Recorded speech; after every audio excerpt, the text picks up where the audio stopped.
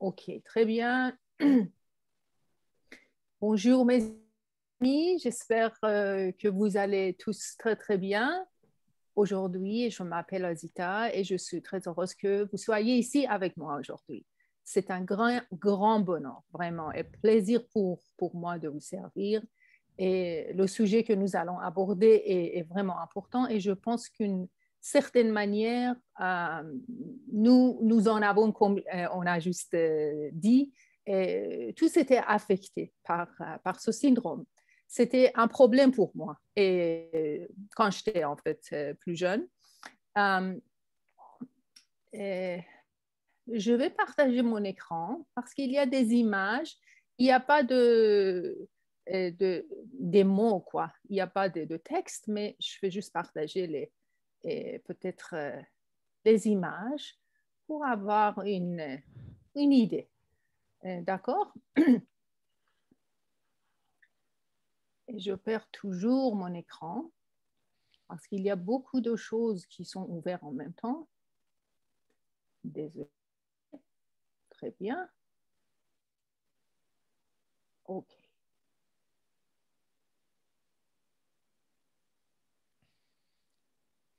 Et vous voyez bien mon Oui, écran?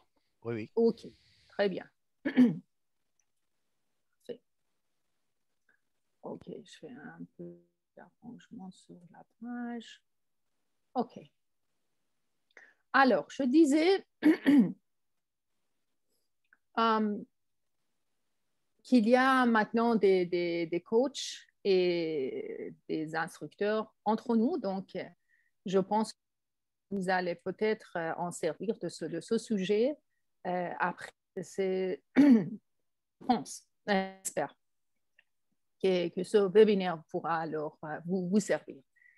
Donc,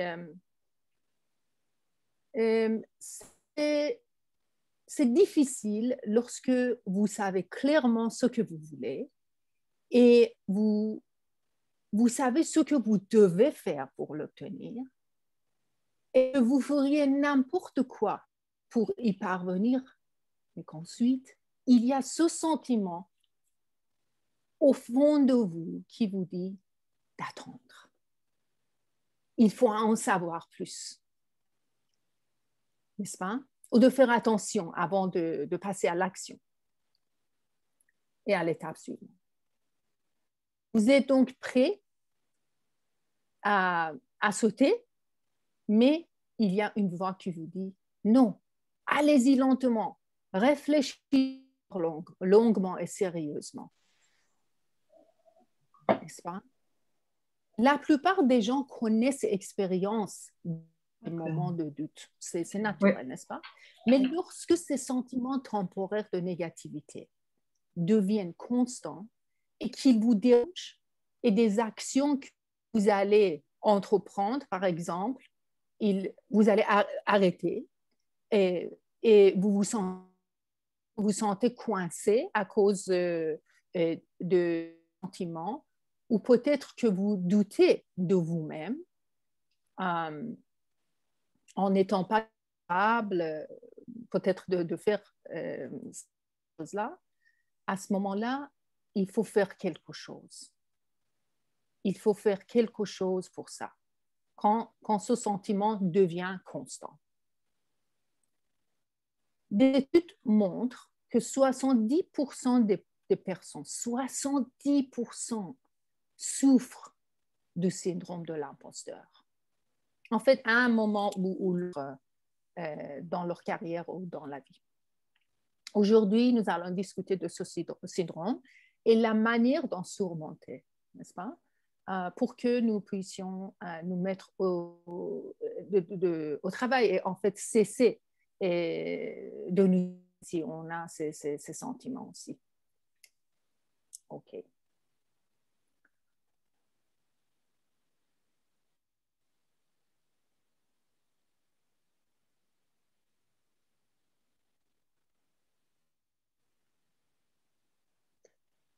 Le syndrome de l'imposteur est un modèle psychologique, en fait. C'est un modèle psychologique de doute de soi. un individu ne tient pas en fait compte de ses réalisations et a une peur intériorisée qui est persistante. La peur est en fait d'être exposé comme NADK. En d'autres termes, ce phénomène reflète une croyance selon laquelle vous vous sentez incompétent malgré les preuves qui prouvent en fait le contraire.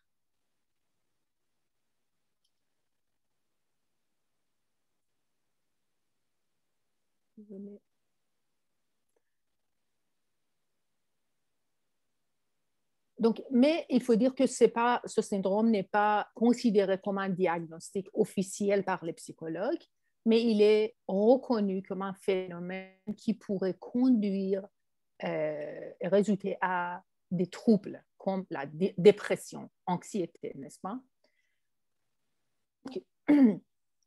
Le syndrome de l'imposteur a été identifié par, je suis ici maintenant, désolée,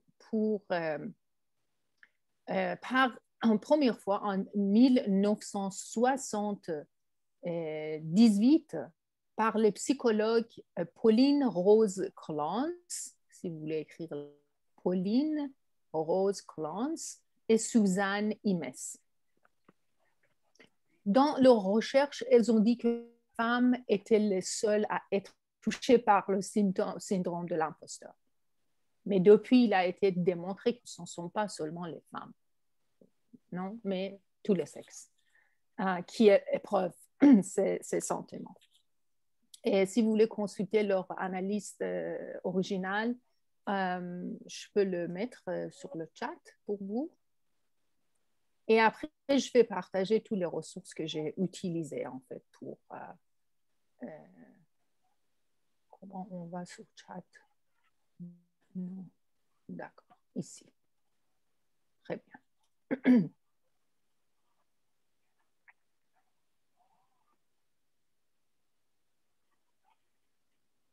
Oh, j'aime mes amis qui nous rejoignent. Maintenant, je ne sais pas comment de débarrasser de chat. OK, très bien.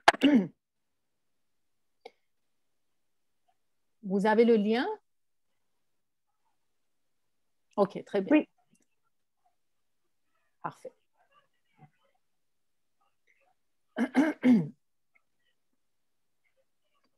Donc, peut-être vous n'avez pas pensé que vous êtes un imposteur. Et ce n'est pas vraiment le terme qu'on utilise pour qualifier ce problème. Et quand on ne trouve pas le courage d'avancer lorsque on doute de nos propres capacités, ou même peut-être quand on a balayé nos succès, nos capacités comme chance, on a dit qu'on était au bon endroit au bon moment, même dans notre ou même devant les autres, pour notre humilité, alors on va commencer à y après certains temps, n'est-ce pas? Donc, on peut-être souffre de ce syndrome, mais on ne donne pas le nom du syndrome de l'imposteur. On donne, par exemple, on est timide, par exemple. Il faut faire attention. Donc,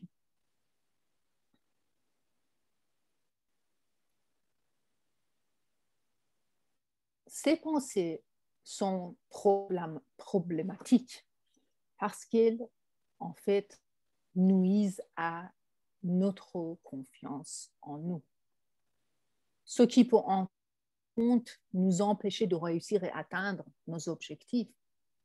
Et la plupart d'entre nous n'y prêtons pas attention parce qu'on donne le mot de timidité, d'être timide, peut-être être humble, des choses comme ça. Mais malgré les termes qu'on utilise, ils ont les conséquences négatives. Si on en fait,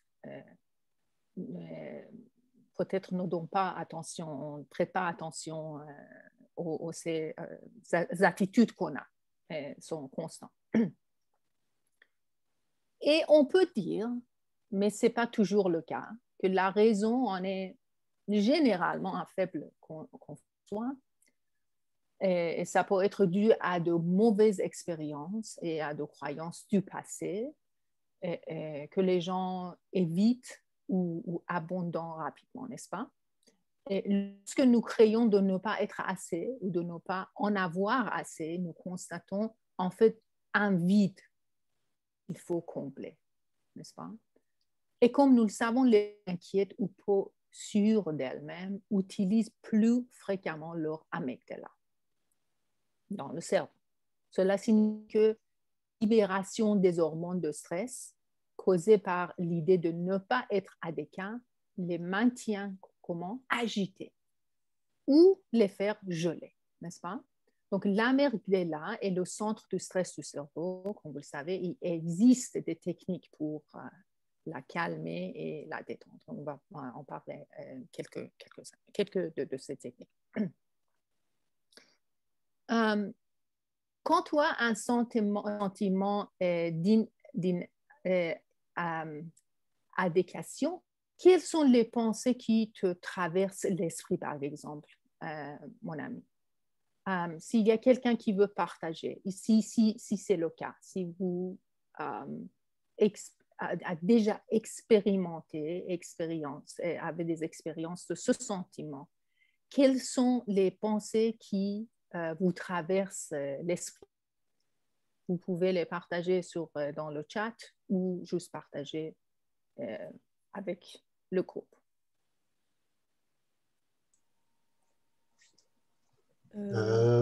Pour moi, c'est une insatisfaction permanente. C'est-à-dire que je ne suis pas heureux. Peu importe les résultats que j'obtiens, je me maintiens dans ce sentiment en fait d'insatisfaction. Moi, c'est la principale en fait manifestation. Absolument. Et même quand les gens sont contents de ce que je fais, c'est presque comme si je me pose des questions pourquoi ils sont contents, alors que moi, je ne le suis pas. Wow, c'est très vrai, exactement. Je me sentais comme ça aussi. Je me sentais que il y avait beaucoup de choses que je pouvais faire et j'ai pas fait. Et pour ça, je me blâmais. Donc, je pensais que j'étais pas mis beaucoup en fait, assez d'efforts pour réaliser mes rêves, toujours. Et pour ça, je suis toujours stressée, débordée. Exactement comme tu l'as expliqué. C'était vraiment un sentiment qui me donnait beaucoup d'anxiété, beaucoup de stress. Et puis un deuxième sentiment, c'est une paralysie en fait. Même quand tu as fait des choses, tu n'as plus envie d'aller faire autre chose parce que tu te sens incompétent, tu te sens presque inutile. Tu as dépensé de l'énergie pour rien. Absolument. Et la cause, parfois, la plupart du temps, c'est en fait l'effet chimique des hormones qui sont lancées de l'amygdala parce qu'ils nous fichent ou on veut enfuir, n'est-ce pas, s'enfuir. Donc, c'est à cause de la libération de stress. Donc, on se sent figé, n'est-ce pas? Quelqu'un d'autre? Oui, je pourrais ajouter que cela, c'est dû aussi, par exemple, à un faute, en fait, pas un faute, mais juste un manque d'encadrement. Par exemple, s'il n'y a pas un menteur menteur en anglais, pas en français, un menteur qui aiderait en fait à encadrer ce pas, en fait, à donner confiance, surtout s'il n'y a pas cette personne-là, c'est sûr qu'on va tomber toujours dans cet état-là. Oui, c'est vrai. Il faut avoir des modèles et il faut regarder des autres, mais en même temps, il faut passer à l'action. Il faut avoir quelqu'un. À l'action, c'est ça. Absolument, exactement. Moi, Zita, Patricia, moi, comment ça se manifeste, c'est, tu as beau préparer, mais tu as toujours le sentiment qu'il te manque des choses en plus. C'est-à-dire que il faut que je sache un maximum. Je me dis, mais ce que j'ai, ce n'est pas suffisant. Il faut encore que j'aille en profondeur, il faut que j'aille encore. Et en fait, moi, je me définissais comme perfectionniste. Oui, Donc, oui, mais je ne pensais pas du tout au syndrome de l'imposteur, tu vois. oui, absolument. En fait, c'est une sous-catégorie de ce symptôme, en fait. Absolument. Le perfectionnisme, c'est vrai.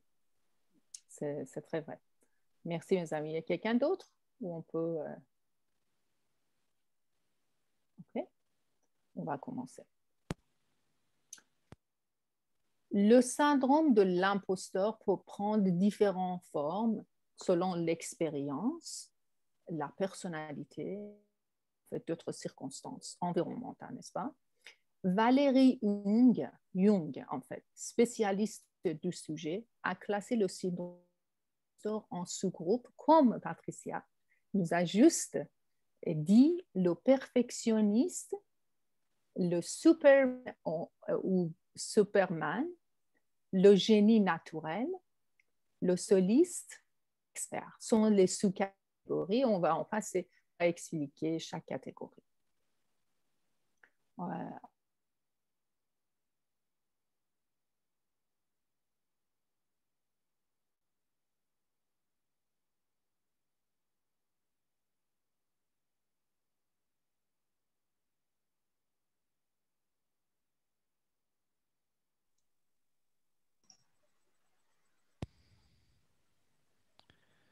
Un bug.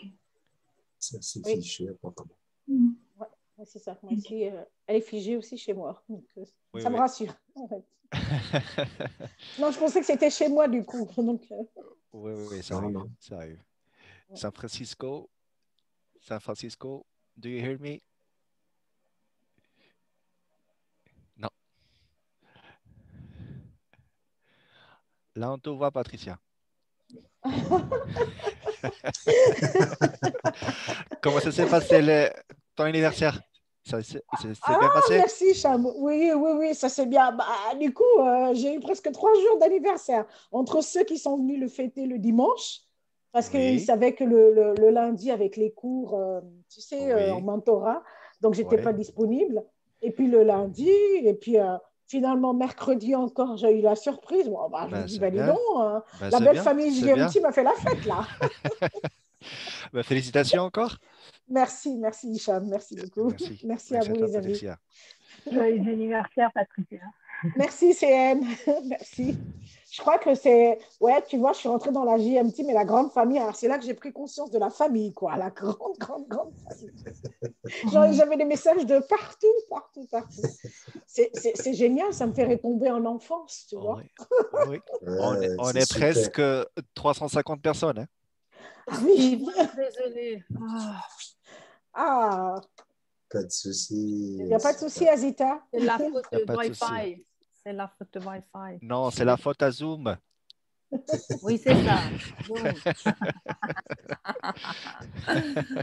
OK. Donc, je disais que le perfectionnisme et le syndrome de l'imposteur sont vraiment semblables, n'est-ce pas? Parce que ces types de personnalités, les perfectionnistes, se fixent des projets et pensent aux projets, vont réaliser des projets extraordinairement élevés, extraordinairement, on ne peut pas dire qu'ils ne sont pas réalisables, mais très élevés. Et ils s'inquiètent constamment de l'idée de ne pas être capable d'accéder ou d'être à la hauteur d'atteindre ces objectifs. Et j'ai arrêté de... Ok, désolé. Il faut partager mon écran. D'accord? Donc, on peut être perfectionniste si, par exemple, on fait des choses comme celui-ci. Tu as déjà été accusé d'être un micromanager. Il y a des personnes qui sont micromanagers. Qu'est-ce que ça veut dire? Tu inquiètes que les autres ne soient pas satisfaits de leur travail comme ils le devraient et tu crois que c'est ton travail, ton job, de t'occuper de chaque petite chose et de vérifier l'exactitude de tout. Même à la maison, tu ne permets Je pas aux confirme. autres de faire quelque chose. Tu dois être toujours là d'observer et vérifier ce qu'ils font, n'est-ce pas? Je confirme. Deuxièmement, oui. Deuxièmement, tu as de la difficulté à déléguer. Et quand tu le fais, tu te sens frustré. Et tu te sens dessus des résultats. Et personne ne peut le faire assez bien que toi. Personne ne peut être à la hauteur de tes attentes. C'est le perfectionnisme, n'est-ce pas? Aussi, tu t'accuses de ne pas être assez bon quand tu n'atteins pas les objectifs que tu t'es fixés. Tu ne te permets pas de faire des erreurs, en fait. Tu as l'impression que toi et ton travail, toi, doit être parfait à 100%, 100% du temps. Et tu es ton propre critique le plus dur. Pour ce type de personnalité, oui, le succès est rarement satisfaisant, comme Ena nous a juste expliqué, car il croit toujours qu'il pourrait faire un meilleur travail. Mais ce n'est ni productif ni correct, non, de penser comme ça. Ils ne sont jamais satisfaits de leurs résultats. Et donc, ils sont toujours stressés, n'est-ce pas? Ils sont toujours débordés. OK. On passe à la catégorie suivante. C'est les Superwoman, Superman. La plupart des personnes qui souffrent du syndrome de l'imposteur sont convaincues qu'elles ne sont pas à la hauteur de leurs collègues. C'est bizarre, n'est-ce pas? Et donc, ils essaient souvent de se passer à travailler, excusez-moi, de travailler plus dur. Et, par exemple, vous pourriez essayer d'être votre Superman ou Superwoman si vous restez plus tard que le reste de l'équipe, même après avoir terminé le travail nécessaire de la journée. Vous n'êtes pas encore satisfait. Vous êtes stressé lorsque vous ne travaillez pas. Ça vous est déjà arrivé?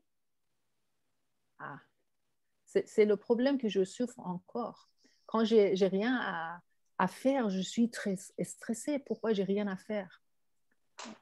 Et vous êtes stressé quand vous ne travaillez pas et vous ne pensez pas que le repos est utile et nécessaire. Vous pensez que c'est la perte du temps. Vous avez laissé vos hobbies et vos passions de côté pour consacrer tout votre temps libre au travail. Il n'y a pas de hobby, il n'y a pas de temps libre pour vous. Vous avez l'impression de ne pas avoir vraiment mérité votre titre. Ça, c'est quelque chose, n'est-ce pas? Ou peut-être votre position, et que vous vous sentez obligé de travailler plus dur et plus longuement, en fait, que votre entourage pour prouver votre valeur aux autres et à vous-même. C'est un sentiment très agaçant. Les gens avec ce syndrome deviennent dépendants de la validation qui vient des autres. En fait, la validation qui vient du fait d'être occupé et parfois n'ont pas de travail d'eux-mêmes. Ils cherchent toujours quelqu'un pour leur dire qu'ils ont fait du bon travail. C'est fatigant, n'est-ce pas?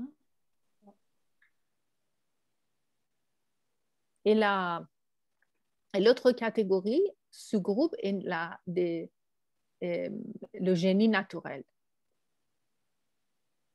Ce type de personnalité pense qu'ils devraient automatiquement être bons dans tout ce qu'ils font.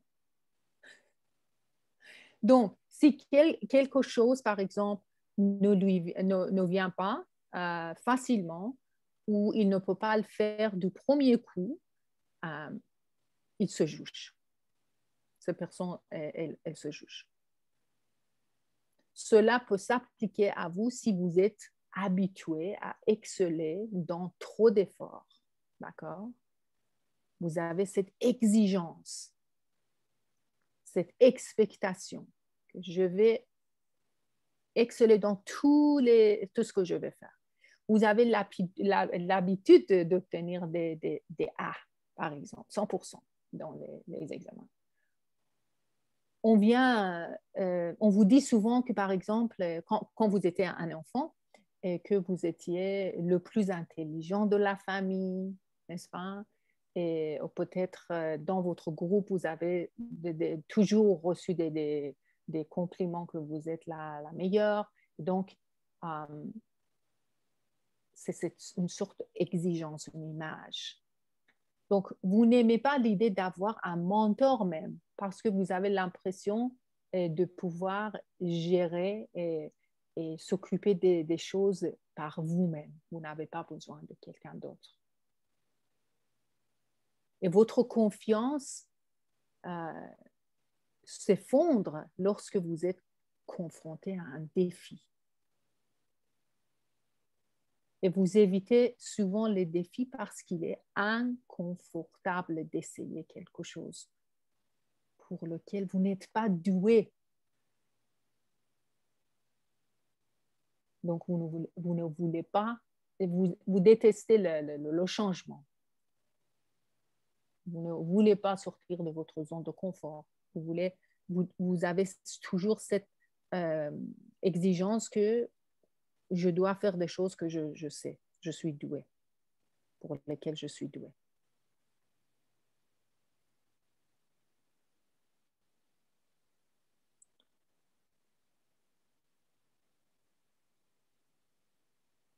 OK. Et après, c'est, on dit le soloiste ou peut-être le solitaire. En fait, je pense que c'est bien d'être indépendant, n'est-ce pas? Mais si vous repoussez l'aide parce que vous voulez prouver votre valeur aux autres et à vous-même, vous pourriez entrer dans cette catégorie des soloistes. Si vous ressentez un fort besoin d'accomplir des choses par vous-même, c'est un petit peu comme le génie naturel. Vous voulez faire des choses par vous-même. Vous pensez ou dites souvent, je n'ai pas besoin de l'aide de personne. Vous définissez les demandes en fonction des exigences du projet plutôt que de vos besoins individuels. Si vous avez besoin de demander quelque chose à quelqu'un, vous allez poser cette question d'une façon indirecte, peut-être que les autres pensent que c'était quelque chose que vous voulez vous renseigner sur le projet. N'est-ce pas? Parce que le projet demande cette sorte d'information. Ce n'est pas vous. C'est bizarre. Dernière catégorie, dernière sous-catégorie, c'est l'expert. Ces personnes pensent que leurs compétences dépendent de ce qu'elles savent ou de ce qu'elles peuvent faire. Leurs compétences dépendent de ce qu'elles savent. En supposant qu'elles n'en sauront jamais assez, elles craignent d'être exposées comme étant inexpérimentées. N'est-ce pas? C'est toujours ce peur existe qui, quand je ne sais pas assez, cela pourrait être mauvais pour je ne sais pas, popularité peut-être. Donc, cela pourrait être vous si vous étiez vous allez éviter peut-être postuler, non, pas postuler, vous allez procrastiner et de postuler, par exemple, à un emploi. N'est-ce pas? Parce que vous pensez que vous ne pouvez pas remplir toutes les conditions d'études et des choses qui sont requises. Et pour ça, vous n'allez pas postuler pour cet emploi. Vous êtes continuellement à la recherche de formation. Ça, c'était mon problème. Toujours à la recherche de formation ou de certification, en fait. Parce que vous pensez que vous devez améliorer vos compétences toujours pour réussir. Mais c'est bien, mais il ne faut pas toujours dépendre aux certifications. Il faut faire quelque chose. Parce qu'il y a des personnes qui toujours vont après acquérir des certifications, ils font rien. Ils passent jamais à l'action. N'est-ce pas? Donc, vous êtes dans votre rôle depuis, par exemple, un certain temps, longtemps, mais vous pouvez encore vous sentir comme vous n'en saviez pas assez. Donc, vous n'allez pas essayer de trouver quelque chose de mieux. Peut-être vous êtes immédiatement mal à l'aise lorsque quelqu'un vous appelle un expert. Alors, des facteurs extérieurs à une personne, peut-être, elle est à la cause de ce syndrome. Quels sont ces facteurs extérieurs? Son environnement ou discrimination institutionnalisée. Par exemple, en fait, ça peut jouer un rôle majeur dans les sentiments d'imposteur. Le sentiment d'apparence, par exemple, favorise la confiance en soi. Et si vous vous trouvez dans un environnement où les gens ne vous ressemblent pas, ne pensent pas comme vous, ou peut-être ne sont pas de votre, je sais pas, mentalité, vous risquez de ne pas vous sentir à votre place et vous allez avoir moins de confiance en vous.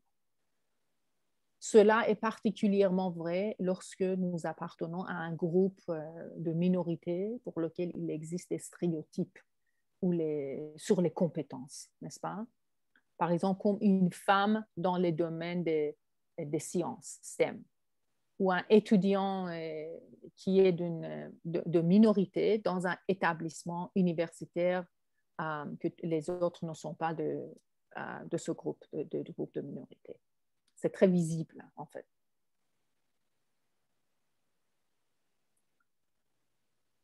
Mais il y a de l'espoir. Et on doit dire qu'il n'y a pas de réponse unique à la question de savoir pourquoi les gens souffrent de syndrome de l'imposteur. Certains experts attribuent aux traits de personnalité, d'autres aux souvenirs d'enfance, qui sont très, très importants, ou aux causes comportementales. Les expériences d'enfance en particulier peuvent être très importantes pour en fait former et façonner la confiance en soi, comme vous savez déjà, et l'image de soi, et en fait à l'âge adulte après, et peuvent donc aussi conduire à un sentiment plus permanent de malaise et de manque, n'est-ce pas? Mais quelles que soient les causes de ces sentiments, ces pensées, il existe des moyens de les surmonter, d'accord? OK. D'abord, il faut célébrer nos accomplissements. Nos accomplissements. En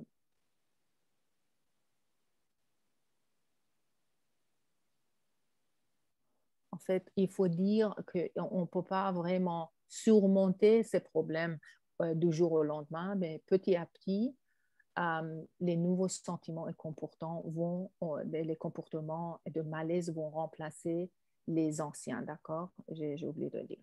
Donc, la première chose est de célébrer les choses géniales qu'on a déjà fait. On a de célébrer les réalisations, les accomplissements qu'on avait déjà fait dans la vie. En fait, dans la même manière qu'on va célébrer les réalisations d'un ami ou d'un membre de famille, souvent nous nous sentons obligés ou responsables de célébrer les réalisations des autres, mais nous ne tenons pas compte des nôtres, n'est-ce pas? Alors, il faut organiser un dîner, sortir boire un verre, je ne sais pas, offrez-nous quelque chose qu'on aimait vraiment à faire. Donc, il faut faire quelque chose pour nous célébrer. Et en encourageant, nous encourageons de cette manière, nous commençons à, en fait, recabler notre cerveau, rewire.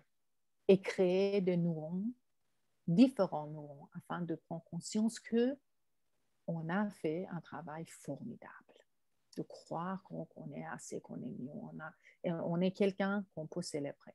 Et petit à petit, on se sent valorisé. On comprend qu'on n'a pas besoin de quelqu'un d'autre pour le faire à notre place. Et surtout, on ne va pas attendre à la validation des autres, n'est-ce pas? Donc, il faut célébrer. Et après, il faut pratiquer des mantras d'amour de soi. C'est quoi? Il faut passer du temps à nous répéter des mantras qui renforcent notre confiance en nous. On peut essayer des choses comme ça, par exemple. Je suis digne, je suis suffisant, j'ai quelque chose à offrir. Je m'engage envers moi-même et je travaille chaque jour pour atteindre mes objectifs. Donc, c'est la réponse à cette perfectionniste à l'intérieur qui nous dit qu'il faut toujours, on doit avoir des réponses. Non, je m'engage envers moi-même et je travaille chaque jour. C'est un procès pour atteindre mes objectifs. Mais je suis suffisant. J'ai quelque chose à offrir. Je suis digne de recevoir. Il faut parler de nous de manière positive parce que notre cerveau est toujours à l'écoute, n'est-ce pas? Il faut dire quelque chose de positif chaque jour, chaque fois qu'on se sent les pensées négatives. Les pensées négatives viennent, il faut dire quelque chose de positif. Quand on a la doute, la honte. Donc, c'est une méthode pour recabler, en fait, le fonctionnement de notre cerveau. Et, ou peut-être passer du négatif au positif.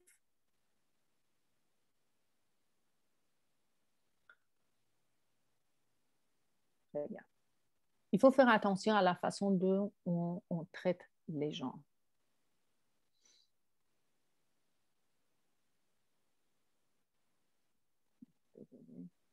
Oui. Il ne faut pas hésiter, en fait, à recevoir les compliments. Parfois, on pense qu'il faut juste donner les compliments. Non, ce n'est pas correct. Il faut aussi accepter quand on reçoit les... ça, c'est vraiment important. Il est normal, je pense, d'être humble. Mais si on rejette toujours les compliments, on ne fait pas en fait une faveur pour notre santé mentale parce qu'on va croire qu'on n'est pas digne de recevoir les compliments. Il faut toujours donner aux autres.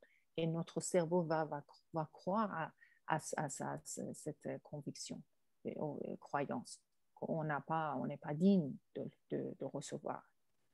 Si vous voulez sérieusement essayer de changer votre façon de penser à votre propre réussite, vous devez commencer à être plus gentil avec vous-même, n'est-ce pas?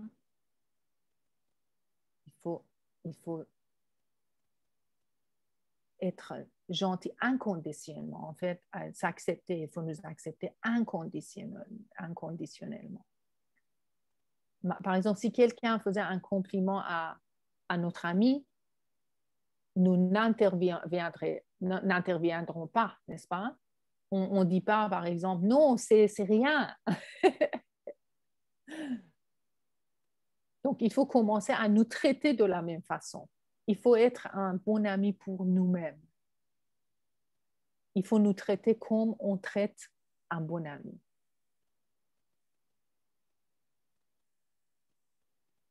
Et pour les perfectionnistes, Superman, il faut apprendre à faire des erreurs, mais dans la bonne direction. Les erreurs font naturellement partie de l'apprentissage. On sait, on est John Maxwell Team, la famille de John Maxwell Team, donc on le sait déjà. Et on sait peut-être cette cotation de Thomas Edison qui dit « J'ai pas échoué, j'ai juste trouvé 10 000 façons qui ne fonctionneront pas, n'est-ce pas? Qui n'ont pas fonctionné, par exemple. Donc, tout le monde fait des erreurs, mais si elles paraissent parfaites, n'est-ce pas? Ils semblent parfaits, mais ils font des erreurs. Mais le truc pour avancer et faire mieux la prochaine fois, de ne pas s'attarder sur ce qui a tourné mal pour nous.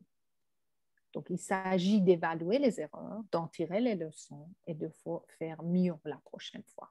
C'est vraiment l'intention de la croissance. Et c'est la seule façon de réussir dans la vie. Et comme on sait, parfois les erreurs sont vraiment une bénédiction déguisée, n'est-ce pas? Et pouvez-vous penser à une erreur que vous avez commise et qui a réellement amélioré votre vie à long terme? C'est une question à vous. Est-ce que vous vous rappelez une erreur que vous avez commise et ça a réellement amélioré votre vie à long terme? Est-ce que quelqu'un veut partager?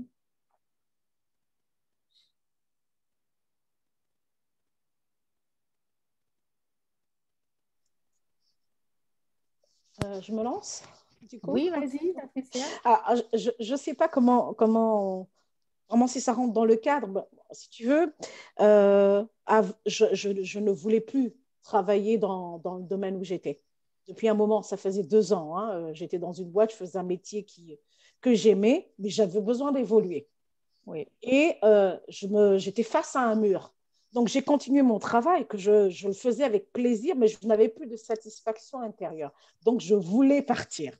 Oui. Je voulais partir et je pense que dans ma posture, sans le dire, j'ai créé en fait mon licenciement qui s'est accéléré simplement avec l'accident que j'ai eu derrière. Oui. Et donc, waouh, j'étais contente, je voulais partir, mais je n'avais pas prévu de partir par le biais d'un licenciement.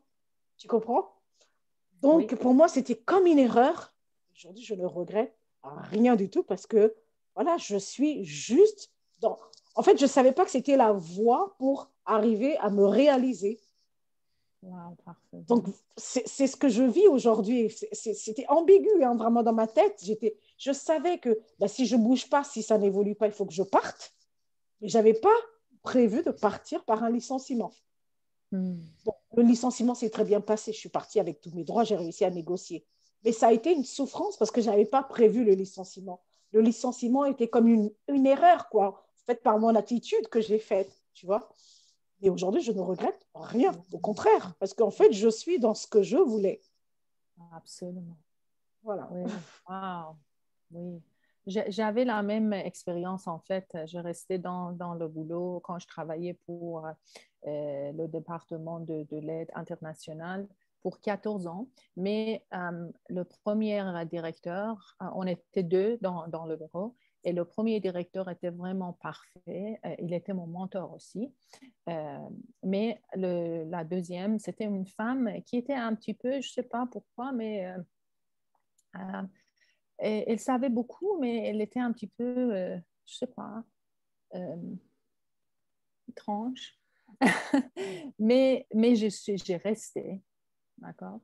Je suis restée dans cette position qui, en fait, ne me donnait pas la satisfaction, peut-être il n'y avait pas la croissance dans ce boulot parce que je n'apprenais pas de cette personne. En fait, il y avait un environnement de stress très, très, très stressant. Mais je suis restée parce que j'adorais ce boulot et j'adorais de travailler avec les pays en voie de développement et d'aider je sais pas, les organisations d'avoir de l'argent, d'aller dans ces pays, de faire des projets de développement. Donc, j'ai adoré le boulot, mais je détestais l'atmosphère de bureau. Mais je suis restée. Et c'était une expérience très négative, mais en même temps, j'ai appris beaucoup de cette souffrance. Après que j'ai quitté, après quelques années, j'ai commencé à réfléchir parce que je devais en fait guérir d'abord de cette souffrance qui m'avait envahi mon esprit pour longtemps, si longtemps. Et après que je suis guérie, je pensais à faire, je pensais qu'elle elle était vraiment ma meilleure teacher, comment dire, mentor en fait, d'une façon déguisée, parce que j'ai compris que j'avais beaucoup de faiblesses. Je ne pouvais pas changer cette atmosphère négative à l'époque à quelque chose de positif. Et je réagissais en fait envers elle. Et je pensais que c'était d'une part ma faute aussi. Donc j'ai appris beaucoup d'elle, beaucoup, beaucoup. Et maintenant, je prie pour elle, toujours, toujours, je te dis. Merci, ma chère Patricia. Quelqu'un d'autre? Nina? Moi, en ce qui me concerne, donc l'erreur qui est devenue une bénédiction, donc c'est en fait, pour la petite histoire, hein, pendant 13 ans, j'ai travaillé dans un groupe d'entreprises. Donc, j'ai été le directeur général adjoint de 3 entreprises qui est composé de 800 personnes. Donc, j'avais un poste qui était bien. Je suis de nature perfectionniste, hein, même mon disque le confirme, noir sur blanc. C'est écrit noir sur blanc, donc comme moi j'ai vu perfectionniste tout à l'heure, ça y est, je me retrouve. Donc, pendant 13 ans, j'ai servi cette boîte et avec les syndromes et les manifestations qui ont été dictées tout à l'heure, hein, donc je travaillais aux alentours de 13 à 15 heures par jour. Hein. J'abandonnais ma famille. Dieu. Même quand j'allais me marier, j'avais une oreillette sur mes oreilles parce que j'étais en train de négocier un contrat ou un financement ou quelque chose comme ça. Donc, ça n'arrêtait pas. Et je n'avais pas de limite, en fait, tout en étant insatisfait de mes résultats. Donc, j'ai excellé dans mes responsabilités, mais je ne reconnaissais rien du tout sur mes résultats. Et finalement, mon patron a compris, je pense, c'est a posteriori que je me suis rendu compte de ça, mon patron a utilisé cette défaillance. C'est-à-dire que pour pouvoir me pousser plus loin, il ne faisait que me dégrader. Il suffisait de me dire de mauvaises choses pour que je travaille encore 10 fois plus. Donc, il m'arrivait de rester à l'usine pendant 72 heures, tout en veillant hein, dans mon bureau. Je ne dormais pas, je travaillais, je montais des dossiers, ça n'arrêtait pas. Ça a duré pendant, je dirais, au moins pendant 5 ans sur les 5 dernières années. Et un jour, j'arrive dans son bureau, dans le bureau de mon patron, et là, il me dit que, je ne vais pas dire le gros mot, mais je suis vraiment un moins que rien. Pour dire à M, pour ne pas l'évoquer ici. Donc, je ne comprenais rien, en fait, ce matin-là. Qu'est-ce qui m'arrive? Je venais de passer 72 heures à l'usine. J'ai maigri, j'ai perdu 15 kilos par rapport à mon poids maintenant. Et là, il me sort ça. En fait, il avait un objectif de me pousser encore plus loin. Et ça a créé un déclic chez moi en disant, si je continue, en fait, c'est ma vie que je perds. Et j'ai commencé à prendre la décision de sortir de l'organisation. J'ai mis 2 ans pour pouvoir sortir de la boîte. Et jusqu'à ma sortie, on m'a brisé, on m'a déshonoré, on a fait tout le tapage possible pour me dire que je suis un voleur, que je suis un homme fini. Mais j'ai tenu bon et je suis sorti de la boîte. Jusqu'à maintenant, je suis encore en train de penser mes blessures et en partie grâce à la John Maxwell Team. Donc, j'arrive à le combler progressivement. Je suis content du chemin que je suis, mais cette blessure-là m'a fait rendre compte déjà de ma situation de perfectionniste, de ce syndrome d'imposteur. Je me suis rendu compte également du fait que si ça tombe dans les mains de quelqu'un de malveillant, il peut l'utiliser même pour obtenir plus que ce qu'on doit donner à partir du moment où on confond travailler dur et travailler bien, à partir du moment où on n'est jamais satisfait de ce qu'on donne, à partir du moment où on a du mal à recevoir des félicitations. Donc, on est toujours tenté de travailler plus, jusqu'à ce que mort s'en suive. Et il y a des gens qui veulent en profiter, profiter de cette faiblesse-là. Et finalement, tu n'as aucune gratitude, tu n'as aucun remerciement. Quand j'ai quitté la société, c'est presque comme s'il a oublié les 15 ans pendant lesquels je l'ai servi les gens avec sont comme ça. loyauté et gratitude. Mais je ne lui en tiens pas rigueur, comme toi, je prie pour lui. Mais cette blessure, cette tranche de vie m'a appris beaucoup de choses. Pendant mon exercice de fonction là-bas, hein, le jour où ma mère allait rendre l'âme, j'avais même eu ce culot de me réunir en comité de direction, alors que dans une autre ville, ma mère est mourante, parce que je voulais satisfaire à mes obligations, je voulais être présent, je ne supportais pas qu'on me dise j'étais absent. Donc j'en arrivais même à sacrifier ma vie de famille, mes relations avec ma mère que je n'ai plus revues parce pendant que j'allais à l'usine, elle mourait à la maison. Hein. Mais c'est ce que tu vas C'était faire terrible. pour elle.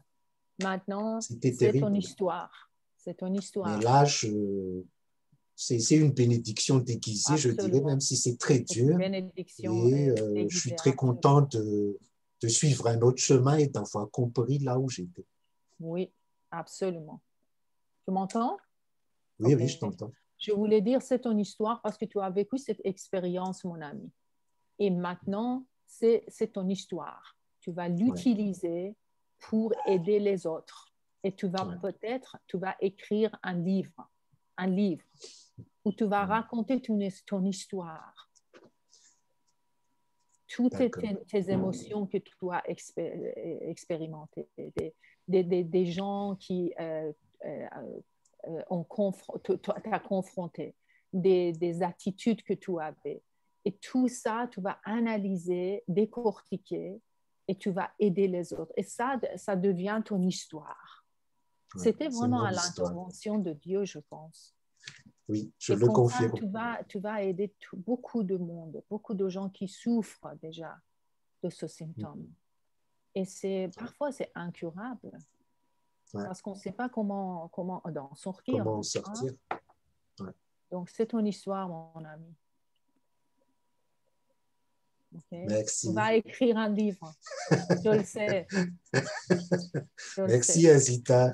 Ah non, merci à toi. Merci de me permettre de partager mon histoire aussi. C'était parfait. Merci beaucoup. Après, on va... c'était où? Agis avant que tu ne sois prêt. N'est-ce pas? La pire chose qui puisse nous empêcher de réussir dans la vie est la peur d'être critiqué ou jugé.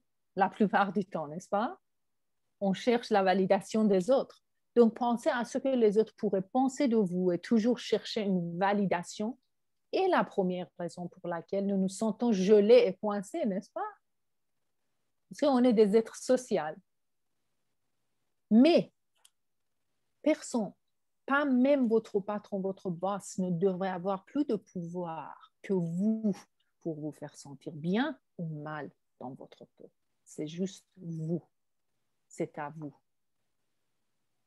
Donc, mais vous ne pouvez pas contrôler la façon dont les autres vous traiteront, n'est-ce pas, Léna?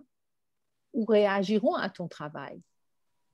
Si nous nous efforçons toujours d'obtenir cette approbation afin de nous sentir bien dans notre peau, on n'obtiendrait jamais, peut-être jamais ce que nous cherchons. Donc, ne laissez pas cela vous épuiser ou vous empêcher de poursuivre votre chemin. D'accord? Il faut nous accorder beaucoup d'importance. à nous-mêmes, mais pas à la validation externe. Et la plupart des gens le font, c'est naturel, n'est-ce pas? Et nous pourrions tous tirer profit d'un travail sur ce point, je pense. Donc, il faut cesser de juger les autres même. Quand on juge les autres, c'est d'une façon, c'est juger nous-mêmes. Donc, il faut juger les autres et ne nous soucier pas qu'ils nous jugent, en fait. Il n'y a aucun d'importance.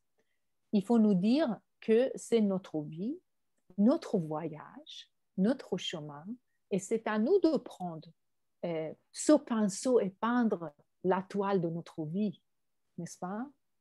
C'est à nous, c'est notre vie. On va faire certainement des erreurs, pas de doute. Mais on va en tirer des leçons et c'est ainsi qu'on va améliorer notre vie. Très bien. Je pense qu'on a déjà parlé de la validation interne.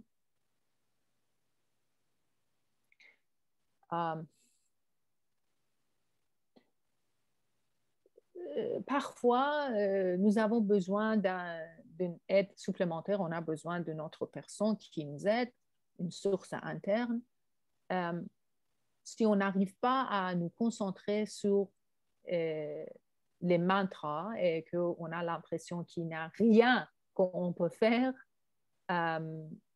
dont on est, par exemple, peut être fier, il faut demander de l'aide. Il ne faut pas être timide de demander de l'aide.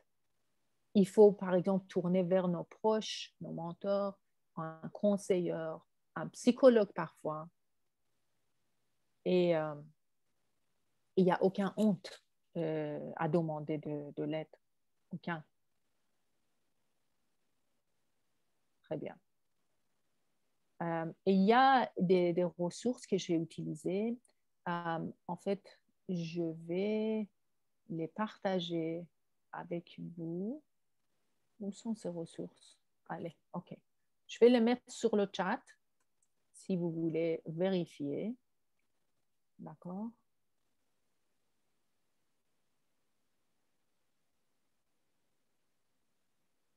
Ah, je ne vois pas le chat. C'est où?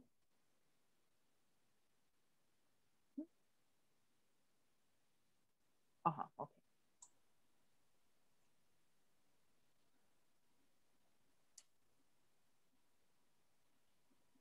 OK. Donc, vous avez les ressources. Allez. Merci beaucoup, mes amis. Et je voulais Merci à juste toi, Zita. terminer, c'est mon plaisir. Et juste pour finir, je veux vous partager quelque chose d'autre. Souvenez-vous qu'il est facile de regarder les réalisations de quelqu'un et d'avoir instantanément ces petites voix agaçantes qui nous comparent à eux, n'est-ce pas? Cela se produit presque parfois en pilote automatique. Nous voulons tous devenir cette personne qui réussit, n'est-ce pas? Et donc, il faut se souvenir que on ne voit pas leur lutte en derrière. On ne voit pas les travaux qu'ils ont mis pour arriver où ils sont, n'est-ce pas? Peut-être il y a le résultat de nombreuses années de travail acharné. Donc, il ne faut pas nous comparer aux autres. On est dans les différentes étapes de la croissance. Et on sait que tout ce qui en veut la peine est en montée, n'est-ce pas, up here. Alors, pour y arriver, il faut lutter. Donc, si on veut ce niveau élevé de succès, on doit être prêt pour ce niveau élevé de lutte, d'effort. On doit être prêt à tomber plusieurs fois et à se relever encore plus fort, plus près qu'avant. Parce qu'on est tous le produit de nos expériences de vie. Ce qu'on a vécu a fait de nous ce qu'on est maintenant. Et ce qu'ils ont vécu a fait d'eux ce qu'ils sont maintenant. Et c'est pourquoi ils ont réalisé ce qu'ils ont. Mais notre vitesse est différente, en fait. Notre vitesse pour la croissance est différente des autres. Est-ce qu'on est prêt à faire cela? OK. Et il faut se souvenir qu'il y aura toujours des gens qui auront plus de succès que nous.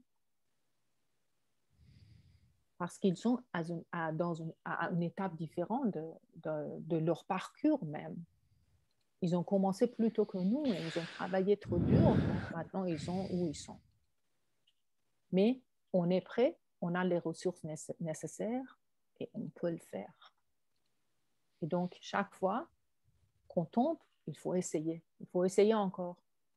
Il faut changer quelque chose. Il faut travailler plus intelligemment, n'est-ce pas? Il faut passer à l'action. Il faut faire la chose. Très bien. Donc, il ne faut pas regarder aux autres et dire que je ne pense pas que je suis assez bien, assez bon. Ce n'est pas le cas, crois-moi. Il faut être inspiré et reconnaissant de l'exemple qu'on a dans la vie, mais il ne faut pas nous comparer à eux. Il faut en fait utiliser leur exemple comme notre carburant pour améliorer notre vie parce que c'est possible. Ils l'ont déjà fait, donc je peux le faire. On a des ressources, on est équipés. Merci beaucoup, mes amis. Merci vraiment d'avoir pris le temps de vous rejoindre à moi aujourd'hui. J'ai absolument adoré le temps qu'on a passé ensemble et les choses que vous avez partagées m'ont inspiré beaucoup, beaucoup, vraiment. Et je veux aussi ajouter à quel point je suis fière de chacun de vous. Vraiment. Merci beaucoup. Merci à toi. Merci, Azita. Merci, Hicham. Merci à tous. Donc, je vais partager cette vidéo, l'enregistrement de cette vidéo avec vous. Peut-être demain, d'accord? Et on se voit demain, en fait. Bien sûr. À 18h. 18h de Paris. À 18h. Oui, pour le cours de mentorat. Très bien. Merci. Oui, Hicham? Juste une petite addition. Je viens d'écrire sur le chat un petit livre de Tara Swart. Il est intéressant. Il est aussi dans la même ligne de ce que vous avez proposé. Ah, vas-y, merci. Oui, c'est déjà dans le chat. C'est écrit Tara Swart. Ah, d'accord. Ah oui, oui. Okay, dans les sources que tu avais partagées, il y avait un site de Tara Swart et je me suis rappelé qu'effectivement, il y a un livre de cette